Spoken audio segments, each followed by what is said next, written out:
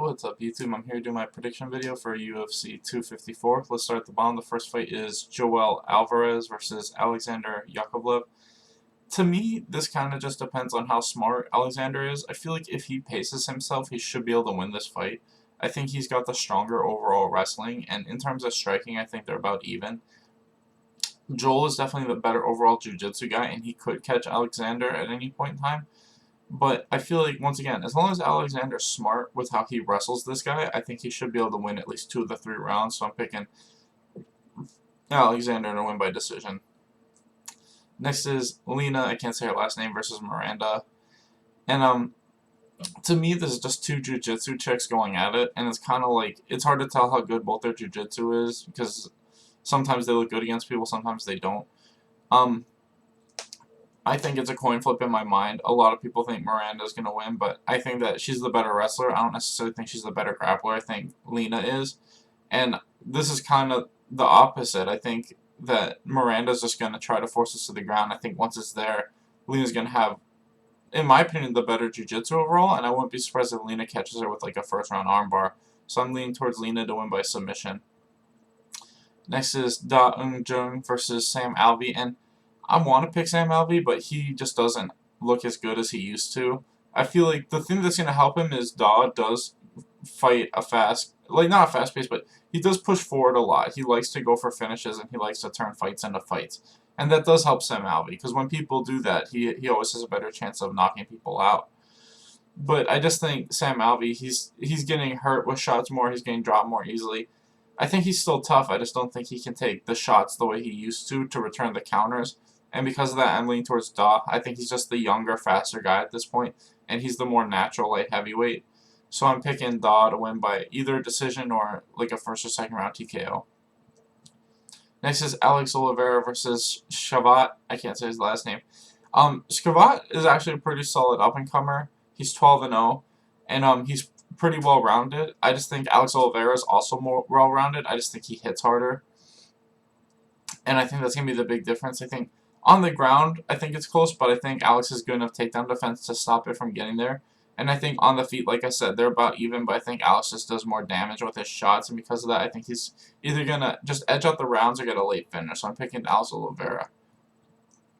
Next is Nathaniel Wood versus Casey Kennedy, and to me, the biggest thing is I think Wood has an advantage in striking, and I think in terms of the overall grappling, it's about even. Kennedy's probably the better wrestler. I think, Wood's probably not going to go for takedowns, but I think Wood can, stuff the takedowns or scramble back to his feet when he needs to. And I think because the fight's realistically going to be on the feet for the most part, I just think Wood's the better striker overall. I think Kennedy, although he is a good striker, I just think Wood's got better overall technique and movement that is going to edge him out the rounds. I think this is going to be a close fight, but I just think Wood, like I said, with his technique and his speed on the feet, I think you need to have really fast hands to catch him, or equally as good foot movement, and I don't think Kennedy has the foot movement or the hand speed to catch Wood on the feet. So I think Wood's going to at least win 2 of the 3 rounds and win a unanimous decision. Next is Stefan Struve versus Tai Tuivasa, and to me, this is kind of one of these fights where it's like, if it's on the feet, I'm leaning towards Tai, because I think Tai just has the better boxing, and I think he will push it against the fence and kind of, land some decent shots against the fence and just edge out the rounds. I think Struve, if he's smart, he'll look for takedowns when they're inside like that, because I do feel like on the ground, Struve's got a huge advantage. His jiu-jitsu is way better than Tai Tuivasa's. And both these guys haven't looked amazing recently, and it's really just going to come down to who does what. If Struve's just trying to kickbox him for 3 rounds, he's probably going to lose. But I think if Struve mixes in some takedown attempts, because he goes for like foot sweeps and stuff, he doesn't even go for like big double legs and stuff like that. I think, if he ever is able to get this to the ground, I think, like I said, he's going to be able to win by like rear naked choke or something. And because of that, I'm leaning towards Struve. I just think that, for Tai, he just has to be perfect the whole time. And for Struve, he basically just needs to take him down once or twice. And once he's there, I think he can just outposition him and win by submission. So I'm picking Struve by like 2nd or 3rd round submission. Next is Magomed Ankalaev versus Ion Cutelaba. And I legitimately don't know why this fight, they're trying so hard to rebook it. It's like, I get when that fight is replayed in slow motion, you can see that a lot of the big shots didn't land, and Ion was probably playing possum. My problem is, anyone who watched that fight live, like me, it looked like those strikes were landing, and because he was doing that, the ref stopped it. And it's like, you deserve what happened to you, because it's like, he might have been playing possum. I think one of the first couple strikes hurt him, and he was wobbling around, even though the rest of the strikes weren't landing super clean. And it's like, the ref sees you dancing around, and you look like you're basically out on your feet, then of course he's going to stop it. And it's like, I don't blame the ref for that. Once again, it's one of those things where when they replay it and show the slow motion, you can see that he's not getting hit as cleanly. But it's his own fault for the fight getting stopped. You know what I mean? You can't do that. Refs are going to think you're out on your feet. And it's one of those things where I've never felt like this fight's going to be any different than the first fight either. I think Magomed's got a huge advantage in conditioning. I think the wrestling's about even, but once again, I don't think it matters because I think Ion can keep a pace to threaten Magomed with it. And I think the striking clearly favors Magomed. He's the much better striker. It's just Ion has more punching power. Because the only thing Ion has is that he hits harder, and if he catches Magomed, he can knock him out. But if Magomed is just smart, like I said, his speed and technique are clearly better. His conditioning's way better. And like I said, the wrestling's basically just even, but there's no way Ion can maintain the type of wrestling pace he needs to, finish Magomed. And because of that, I think the same thing is going to happen, just probably later, because once Ion starts to slow down is when Magomed's going to start to pick up the pace and blast the head kicks again and probably knock him out in like the third. So I got Magomed winning by late knockout. Next is Lauren Murphy versus Lilian Sharenko, and to me, this is just two strikers. I just think Lauren's the much better striker. I don't think either of these chicks are going to go for takedowns. I think they both have good takedown defense and not the greatest wrestling offense. And like I said, because of that, I think the better striker is just going to win, and that's Lauren Murphy, so I got her winning by decision. Next is Jacob Mulkin versus Philip Hawes, and I'm still not super impressed with Philip Hawes. I thought he looked like he was slowing down a little bit in his last fight. I just think that his conditioning is not super amazing, and that keeps shining through. I think Jacob is the better boxer, and I think that as long as he's worked on his takedown defense, he's probably going to win this fight. I think his conditioning is a little bit better than Phil's. His only thing is that he's a little inexperienced, but he has a solid striking background, Jacob does. And like I said, I think that his boxing is better than Phil's. And if this is primarily a boxing fight, which I think it will be, I'm leaning towards Jacob. And because of that, I'm picking Jacob to win at least a 29-20 decision, if not getting a late knockout. Next is Alexander Volkov versus Walt Harris. And to me, this is basically just two really good strikers going at it. Neither of them are the greatest wrestlers. If I had to pick, I would say Harris is probably the better wrestler, but Volkov is the better overall grappler. I don't really see it hitting the ground that much, if at all. I think it's going to be a striking fight, and it's just a fight that the longer this goes, the greater it favors Volkov. Like, I think some people thought Walt just kind of gassed in his last fight because he threw too much, or because kind of the emotion going into it. But it's like, if you look at Walt's record, almost all his wins are first-round knockouts. I mean, he has like 2 second-round knockouts, and it's like, you can see it when he fights. He slows down really hard the longer the fight goes. He's just a really big guy, and he's really muscular. And the way he fights is for a guy with Alexander's build, a more not-so-muscular guy, kind of lean build that doesn't suck the gas out of you so quick. These guys fight very similarly. They both have very technical, high-output striking.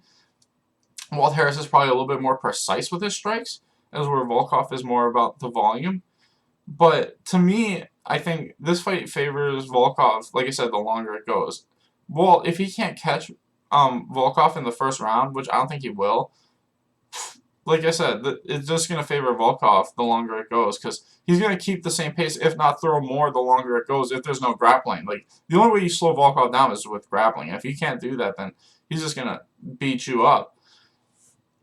And because of that, I just think, I don't see Harris being good enough to catch Volkov in the first, but I do see Volkov being good enough to win at least 2 of the 3 rounds, especially the second and the third, if not get a third-round finish when Walt's really tired.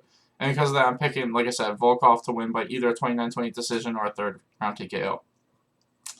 Next, we got Robert Whitaker versus Jared Cannonier, and to me, I think Jared Cannonier has good hand speed, but I think his overall foot movement and his striking technique is good, but he's just not very fast, in my opinion, on the feet when it comes to his foot movement. I think it's a lot of hand speed and just how fast he can fire some strikes. Like, he throws decent leg kicks, and his punches are fast, but I don't think he himself is super fast. I think he's kind of plotting, and I think because of that, I think Robert Whitaker's going to be able to dance around him. And we saw that at light heavyweight and at middleweight. It's not like he's this insanely fast person. It's just when he pins you against the fence, his hands are really fast. Jared Cannonier. I think Robert Whitaker has the similar type of hand speed, but the foot movement to move away from Jared to the point where he can land jabs and leg kicks and not be there for Jared to hit him back. I think clearly in terms of overall grappling, Whitaker's got a massive advantage. I don't think Jared's going to ever shoot on him, and if he does, I think Robert Whitaker will absolutely be able to end up on top or in a better position.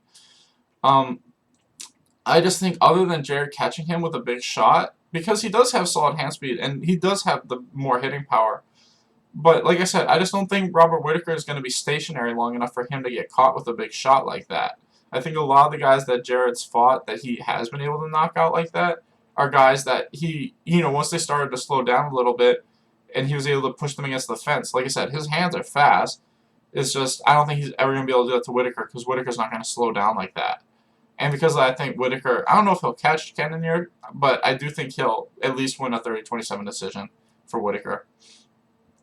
Finally, we have Khabib Nurmagomedov versus Justin Gaethje, and to me, this fight depends entirely on how well Justin can stuff the takedowns and not wrestle. Because this is the honest truth: Justin Gaethje's gas tank is not super amazing. We've seen him slow down like in almost every fight. I mean, I'm not saying his gas tank is horrible. I'm just saying the more you push him, the more you can make him gas. And it's not like he ever completely gasses, but he does slow down more than his opponents do, is what I'm trying to say. And we've never really seen him in like a hardcore wrestling match. And that's what Khabib is going to make this. It's not going to be a boxing match. It's going to be a hardcore wrestling match every chance Khabib gets. I mean, Justin, his foot movement's solid, and he's definitely the better boxer of the two. But, in terms of wrestling, yeah, Justin Gaethje is a really good wrestler with solid takedown defense, but Khabib just wraps you up and then forces you to wrestle with him. And I don't know how good Justin Gaethje's conditioning is going to look with that much wrestling. And because of that, I think the longer this goes, the greater it's going to favor Khabib. And I wouldn't be surprised if we see like a third or fourth round finish for Khabib. I think other than the first 2 rounds, if Justin can't catch him with a huge punch, every 5 minutes, every new round is going to favor Khabib more and more until he eventually gets him to the ground and wins by like rear naked choke or something. And because of that, I just feel like there's way more ways for Khabib to win because of just the way they fight and how their conditioning is, that I have to pick Khabib. I think he's going to win, like I said, between 3 and 5 by submission. Anyway, thanks for watching, guys. Please like and subscribe.